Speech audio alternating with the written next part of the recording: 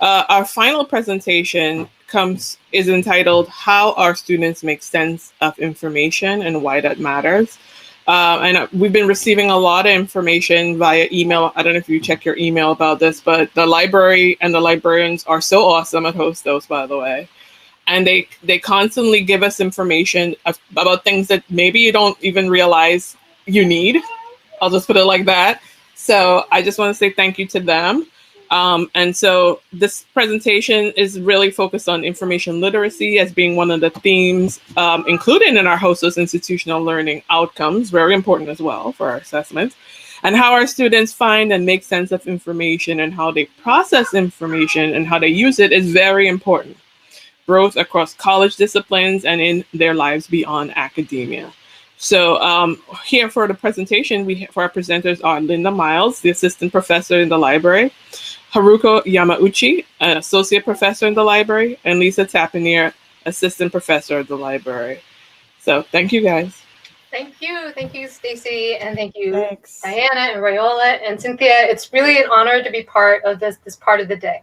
Now, here's the thing, everyone, and of course, I can't see everyone, but it's 12 o'clock, and if you're like me, this is the time of day in an all-day Zoom when no matter how fantastic the content is, and it's been fantastic, but no matter how fantastic the content is, it becomes physically hard to listen to more talking and mentally hard to take it in. So even though, because of time, I will be back really shortly to do some talking, we are going to take 30 seconds to do this. 30 seconds. Okay, I don't know if that helped you. It helped me a little. So we are here to talk about information literacy and what is information literacy? Why does it matter? And like Stacy was saying, it is part of those new institutional learning outcomes, which is important, but that's for another day. It's also something we think about all the time as librarians because it's basically critically thinking about information, right? Because we don't see our mission as just teaching students how to use databases or how to find books. I mean, that's part of it. But more importantly, it's about grappling with questions, fundamental questions about information, right? What is the information landscape out there? We know that it's very complicated now and that students and all of us are bombarded with information constantly now. Who is it? What does it mean that information is created? And who is creating it? And for whom? And who makes a profit from it? And who's excluded? Whose voices are excluded? And how does this relate to how do they find something that's relevant to what they want? And for a research assignment or a paper or some need that they have for information in their own life outside of college, it doesn't matter to us if the information they're looking for is information in the library or on the internet. We want to help enable and enhance their abilities to think critically about information. But here's the problem, right? Because all of us, and no matter what our discipline, we use this term critical thinking all the time to mean many things and sometimes nothing, right? Like, thinking critically about information is a giant umbrella. So we have a tool we're going to introduce today. And I'm going to share my screen. As Stacey mentioned, you have been getting emails about this. Okay, I don't know how to share my screen here. Should have been here for the practice. Okay, emails about this tool. This tool is called the Framework for Information Literacy in Higher Education. And it was created by our national association, the Association for College and Research Librarians. And they've gone with this idea of critical thinking, and they've broken it down into these 6 overall frames with lots of little parts in between. And they include what they call threshold concepts, which of course is also in a number of disciplines. This idea of a threshold concept. Once you get this idea, you have crossed over a threshold. You see things differently. And they're not tied to one discipline or one research project. They're a basic conceptual framework of information. Okay, so this is also pretty abstract. So today we also don't have time to talk about all 6 of them. If you haven't had a chance to check out your emails, please do, because we go into a little more detail there.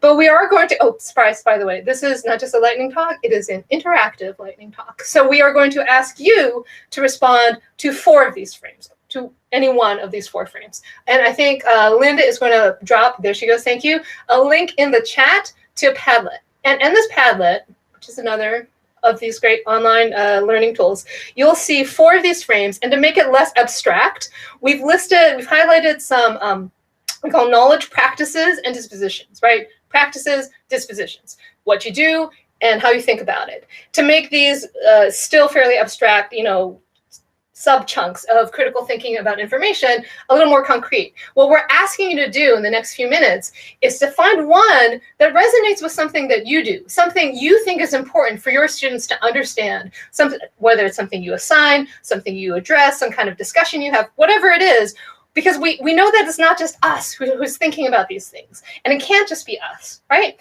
We want this to be a campus-wide conversation about information literacy. We know that some of you are thinking about this stuff a lot, and that it might look different in different disciplines. So this is an opportunity for you to share with us, with all of us here today, things that you do that are relevant to information literacy. So after we have a couple minutes for you to post, you just click on the little plus at the bottom of each of the column that you want to post in.